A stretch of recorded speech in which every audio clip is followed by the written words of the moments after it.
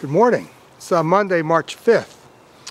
In one of our stories today, we have an editorial about whether fisheries are reaching a tipping point, which is really set off by a big story in the Boston Globe on Sunday questioning whether New England cod is heading for a Newfoundland-style collapse. Of course, the failure of the northern cod fishery is an iconic example of how government failed to prevent the total collapse of a fishery. Our point is that fisheries, in fact, do come and go.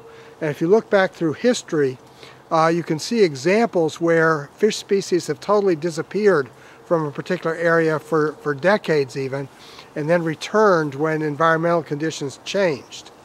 The problem that we see is that with the warming in the oceans, the variability of the ecosystems is much greater than it's been in the past. And this is calling into question a lot of the sort of single species fishery management models.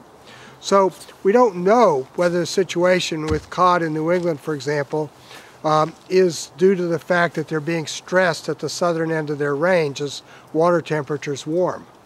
But in any event, we think that we need to take a new view of fisheries management, and in this respect, from a sort of academic point of view, the ITQ system may have a weakness, which is that fish quotas are assigned based on a historical snapshot of fisheries in a given time period, basically under the assumption that this is going to be the same mix of species going forward. Well, what happens if it's not true?